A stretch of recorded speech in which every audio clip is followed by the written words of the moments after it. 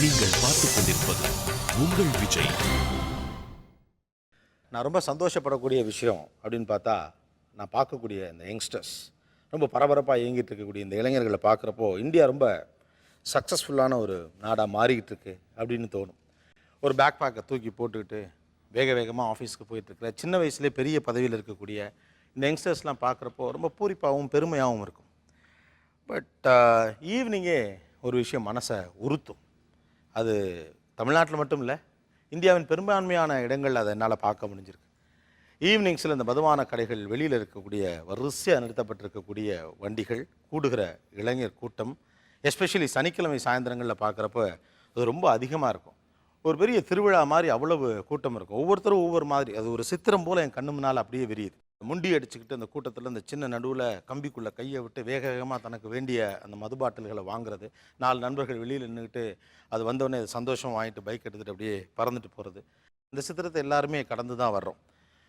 ஒரு பக்கம் ரொம்ப சக்ஸஸ்ஃபுல்லாக இருக்க மாதிரி தோணினாலும், இன்னொரு பக்கம் இந்த சித்திரம் மனசு அப்படியே அழுத்திக்கிட்டே இருக்குது.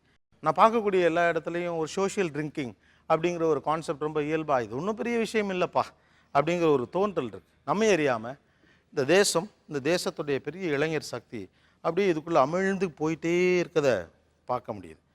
பெரும்பாலான நேரத்தில் ஆண்கள் தான் குடிக்கிறத அதிகமாக பார்க்க முடியுது. இந்தியன் சொசைட்டியை பொறுத்த வரைக்கும் நிறைய இடங்களில் இன்னமும் ஆண்கள் தான் பிரெட் வின்னர். அப்படிங்கிறப்போ குடிக்கிறது ஆணாக இருந்தாலும் பிரச்சனைகளை சந்திக்கிறது பெண்களாகத்தான் இருக்காங்க. அது மனைவிமார்கள் அல்லது வீட்டில் இருக்கக்கூடிய வேறு பெண்கள், இவங்க இந்த பிரச்சனைகளை சந்திச்சுக்கிட்டே இருக்காங்க. இதோ நிறைய பேர் இங்கேயும் வந்திருக்காங்க. என்ன படிக்கிறீங்க? பிடெக். ஒரு குடிக்கிற ஒரு பையன் உங்களுக்கு மாப்பிள்ளையா வந்தால் கல்யாணம் பண்ணிப்பீங்களா? ஓய், குடிக்கிறவங்கக்கிட்ட நிறைய கெட்ட பழக்கங்க இருக்கும். அதனால வந்து நம்ம லைஃப் தான் போக அவங்க கையில் எதுக்கு அவசரமாக செக்யூரிட்டி இல்லாமல் லைஃப் அவங்க கையில் கொடுக்கறத விட கல்யாணம் பண்ணிக்காம ஃபஸ்ட். ஒரு சோஷியல் ட்ரிங்கிங் என்ன இப்போலாம் ஒரு சாட்டர்டே ஈவினிங் குடிக்கிறது, ஸோ பார்ட்டிக்கு போகிறப்ப குடிக்கிறது, அந்த மாதிரி பையனா அதை அக்செப்ட் பண்ணிப்பீங்களா? கொஞ்சம் அக்செப்ட் பண்ணிட்டேன். அக்செப்ட் பண்ணிப்பீங்க. ஒரு சோஷியல் ட்ரிங்கிங்னா ஓகே. இன்றைக்கி இருக்க சூழ்நிலையில் சோஷியல் ட்ரிங்கிங்லாம் இட்ஸ் ஓகே அப்படின்னு நினைக்கிறவங்க யார்?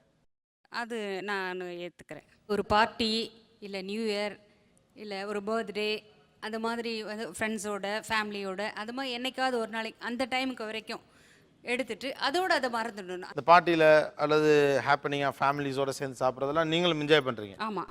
ஓகே. அப்படி இந்த பண்ணுற கொடுங்க. My husband take drinks occasionally and once in a month. It's okay for me. He doesn't create any problem after drink. So I don't think it is bad. How it elevates the mood or the ambience? He will very happy after drink. Otherwise, I don't like drink and I don't like smell of the drink. ஆக்சுவலாக ஹஸ்பண்டோட சேர்ந்து drink பண்ணுறவங்களும் இருக்காங்க, அல்லது ட்ரிங்கே வேண்டாம், occasional drinking is okay இப்படின்னு சொல்கிற எல்லா பெண்களுமே பெரும்பாலும் பார்த்தீங்கன்னா அந்த ஸ்மெல் பிடிக்கலைன்னு சொல்கிறாங்க. Even though she also give company with them, still she don't like that smell, அந்த alcohol at a smell. பெண்கள் இந்த ஆல்கஹால் ஸ்மெல் ஆக்சுவலாகவே கொஞ்சம் விரும்புறது இல்லை தான். ஒரு லெட்ஸ் see that பார்ப்போம். ரோஜா பூவின் நறுமணம், மார்க்கெட்டுகளில் அதற்கான வாசனை, ஹோட்டல்களில் உணவிற்கான மனம், ஃபாஸ்ட் ஃபுட்களில் ஃப்ரைட் நான்வெஜ் வாசனை. நாம் வாழும் உலகம் வாசனைகளால் ஆனது. தமிழகத்தில் 18 வயதிற்கு மேற்பட்ட ஆண்களில் 6 ஒருவர் குடிகாரர் என ஒரு சர்வே சொல்கிறது. குடிகாரர்களின் மேல் வீசும் நாற்றம் சகிக்க இயலாதது. பொருளாதார ரீதியாக நடுத்தர வர்க்கமோ மேல்தட்டோ எல்லா சமூக அளவுகளிலும் திருமணமான தமிழ் பெண்கள் இந்த நாற்றத்தோடு வரும் கணவர்களை தான் ஒவ்வொரு இரவும் சகித்துக் கொண்டிருக்கிறார்கள் என்பதுதான் வேதனையான யதார்த்தம். எங்கள் வீட்டுக்காரவர் குடிச்சிட்டு வருவார், வீட்டுக்கே வந்தாருன்னா எனக்கு அவர் ஸ்மெல்லு பிடிக்காது. கத்தாயம் நாத்தடிக்கும், வேர்வை நாத்தடிக்கும், எனக்கு பிடிக்காது. அவரை பார்த்தாலே ஏந்து அரவருப்பாக இருக்க, ஏந்து வெளில வந்துடுவேன். குடிச்சிட்டு வேறு சட்டியோடு வருவார். எனக்கு கொஞ்சம் அது மழக்கமாக வர மாதிரி இருக்கும், அந்த வாசனை பிடிக்காது ரொம்ப. It smells very ridiculous and you cannot take that smell. You feel something very irritated and you feel something suffocating if you smell the alcohol. Smell ஆனால் அப்படியே இந்த காற்றுல வரும்போது அப்படியே அருவருக்கத்தக்கதாக இருக்கும், அப்படியே குமட்டின்னு வரும். எங்கள் அப்பா குடிச்சிட்டு வரும்போது 2 பாட்டில் வைன் வந்து குடிப்பாரா. குடிச்சிட்டு வீட்டுக்கு வரும்போது குடலை புரட்டி எடுக்கும். அப்புறம் நாங்கள் வாந்தி